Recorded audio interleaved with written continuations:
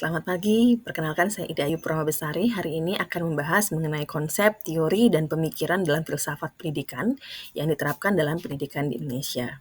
Kita mulai saja dari yang pertama, bagaimana pendidikan ideal menurut Plato untuk membangun karakter siswa di Indonesia. Jadi tujuan di sini menurut Plato adalah pendidikan itu memandu jiwa menuju kebenaran dan kebajikan, sehingga dalam praktiknya guru itu sebagai teladan bukan hanya tuturi handayani saja, namun juga ngarso suntudodo, bagaimana guru itu memberikan keteladanan serta konsistensi guru dalam melakukan perilaku yang terpuji. Nah, adapun kurikulum yang sebaiknya dilakukan itu adalah fokus pada inquiry. Jadi menekankan pada kejujuran, menekankan kepada proses, bukan hanya sekedar hafalan apalagi nilai. Nah, di sini kurikulum tersebut menekankan bagaimana proses berpikir, kemudian bagaimana menekankan dari integritas dan kejujuran untuk memperoleh hasil, bukan hanya sebatas seberapa besar hasil yang diperoleh, namun bagaimana integritas dan kejujuran dalam memperoleh hasil tersebut dalam prosesnya. Sehingga dalam pelaksanaannya, kita di Bali sebenarnya sudah memiliki suatu nilai lokal jenius, misalnya saja Trihita Karana dan Tatom Asi untuk meningkatkan empati dan kejujuran tersebut. Nah, kemudian dengan pandangan Aristoteles, didukung dengan pandangan Aristoteles mengenai pronesis, yaitu kebijaksanaan praktis. Di sini menjadi dasar dalam pembinaan moral di sekolah-sekolah saat ini, di mana pronesis itu menilai situasi itu secara konkret dan bertindak yang tepat. Jadi bagaimana membentuk moral melalui habituasi. Habituasi ini adalah pembiasaan.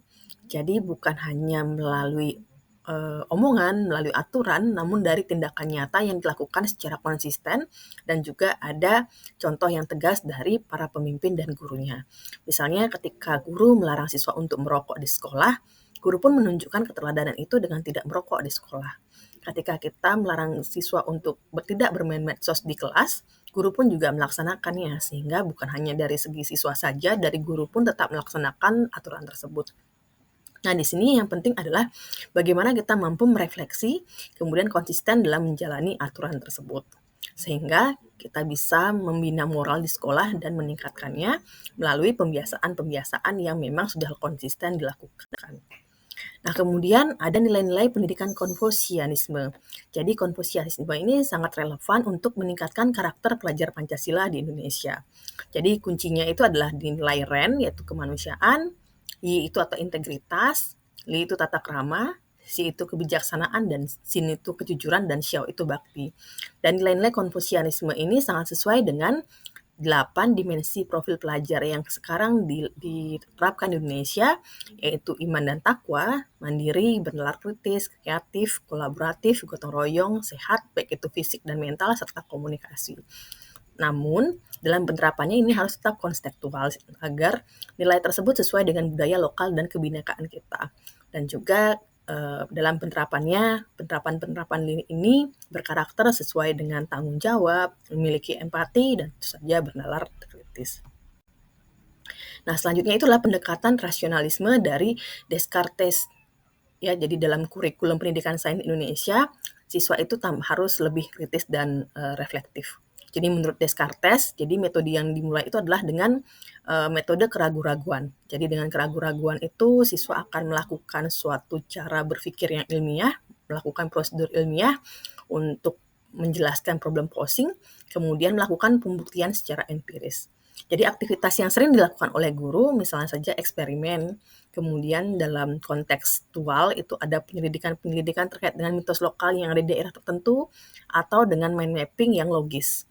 Jadi tujuan ini bagaimana mengubah hafalan menjadi pemahaman konstekstual yang reflektif, serta nanti tugas yang diberikan oleh guru tentu saja bukan hanya tugas yang bersifat tidak prosedural, bersifat akhir, namun ini tugas yang prosedural. Bagaimana tugas ini berbasis bukti, kemudian ada laporan eksperimen, presentasi, argumen, serta di sini yang akan ditingkatkan dari pendekatan rasionalisme ini adalah bagaimana keterampilan analitis dan berpikir kritisnya. Nah, untuk teori empirisme dari Locke ini sendiri menginspirasi pendekatan student-centered learning dalam konteks kurikulum merdeka. Jadi anak itu sebagai tabula rasa yang dibentuk oleh pengalaman. Jadi menurut Locke sendiri, tabula rasa ini anak itu seperti kertas putih. Jadi kertas yang ditulis oleh anak melalui pengalaman yang diperolehnya. Jadi nilai dari tabula rasa ini cocok dan sesuai dengan bagaimana proses neuroscience yang terjadi pada otak. Bagaimana otak itu melakukan penyimpanan di long term memory dengan pengalaman yang bermakna. Sehingga pendekatan yang sesuai adalah learning by doing, kemudian bagaimana eksplorasi, kemudian pembelajaran berbasis masalah dan project. Sehingga desain pembelajarannya itu bagaimana lingkungan itu, peranan lingkungan di sini sangat diperlukan. Jadi melalui rangsangan lingkungan, scaffolding, kemudian menjelaskan dari contoh yang konkret menuju ke ke konsep yang abstrak, sehingga peran guru di sini sebagai fasilitator yang menyediakan pengalaman dan umpan balik.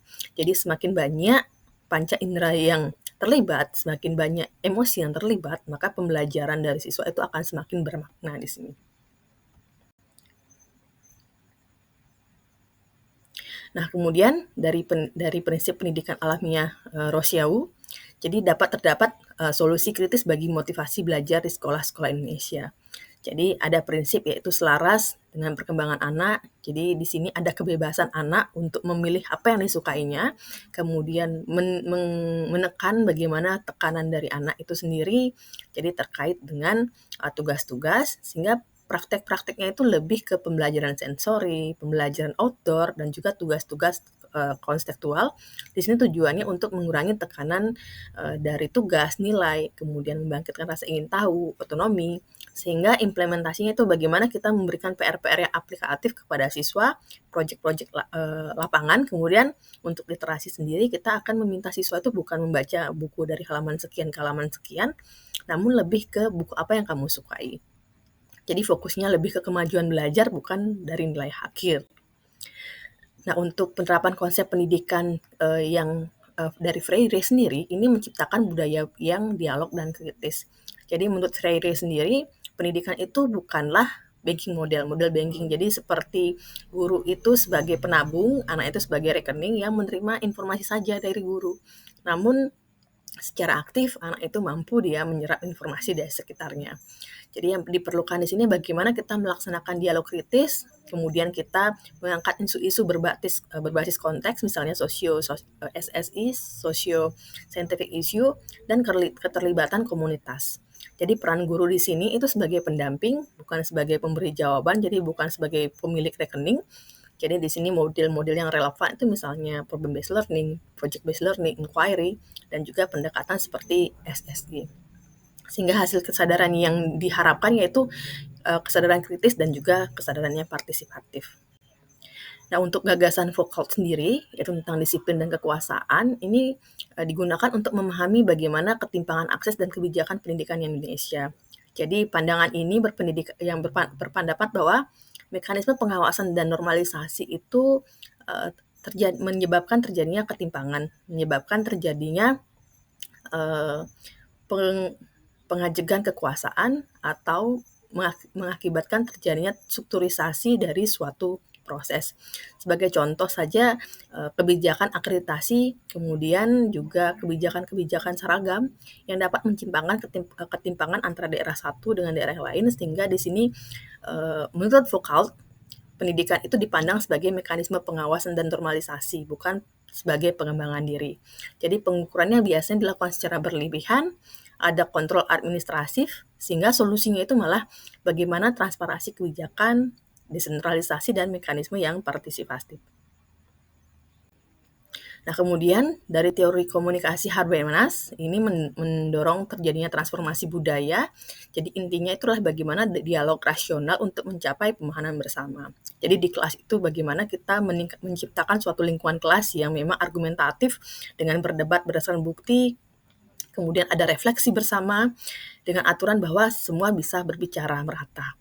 Tapi ada etika komunikasi dan fokus pada alasan dan bukti. Jadi walaupun berbicara tetap dengan fokus dan juga sesuai dengan alasan dan bukti yang jelas, bukan berbicara yang sembarangan. Jadi peran guru di sini sebagai moderator yang menengahi bagaimana proses argumentasi itu terjadi di kelas.